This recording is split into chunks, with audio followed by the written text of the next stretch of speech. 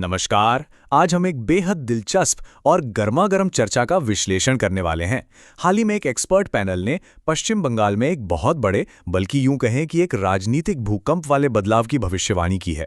इस चर्चा ने सियासी गलियारों में काफी हलचल मचा दी है। तो आइए इस विश्लेषक में गहराई से समझते हैं कि आखिर ये एक्सपर्ट्स इस चौंकाने वाले नतीजे तक पहुंचे कैसे। अब इस अनुमान का पैमाना क्या है, इसे समझने के लिए जरा इस चौंकाने वाले नंबर पर गौर कीजिए। 206। पैनल ने एक ऐसे परिदृश्य का खाका खींचा है जहां बीजेपी 45.84% वोट शेयर के साथ 206 सीटें हासिल कर सकती है। जरा सोचिए, ये आंकड़ा सिर्फ वर्तमान स्थिति को नहीं पलटता, बल्कि सच में एक विशाल राजनीतिक बदलाव की तरफ इशारा कर रहा है। आज के हमारे इस विश्लेषण में हम जिन मुख्य बातों पर गौर करेंगे वो हैं: पहला, एक ऐतिहासिक राजनीतिक बदलाव; दूसरा, माइक्रो मैनेजमेंट की रणनीति; तीसरा, डर के फैक्टर पर काबू पाना; चौथा, अर्थशास्त्र और जनसांख्यिकी; और पांचवा, बंगाल के भविष्य की भविष्यवाणी। तो चलिए शुरुआत करते हैं अपने पहले बिंदु से, एक ऐतिहासिक राजनीतिक बदलाव।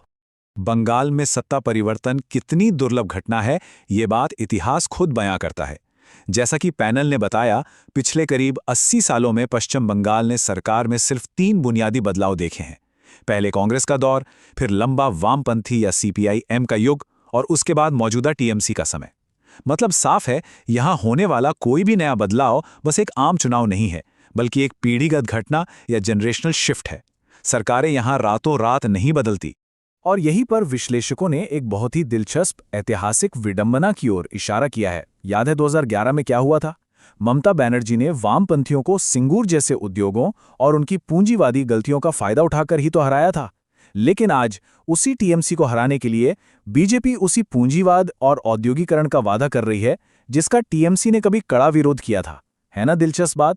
अब आगे बढ़ते हैं हमारे दूसरे हिस्से की तरफ, माइक्रो मैनेजमेंट रणनीति। आखिर इस संभावित बदलाव को जमीन पर उतारा कैसे जा रहा है? स्रोत के मुताबिक अमित शाह की रणनीति पूरी तरह से इन 3 सटीक कदमों पर टिकी थी ताकि सत्ताधारी पार्टी के जमीनी दबदबे को चकमा दिया जा सके।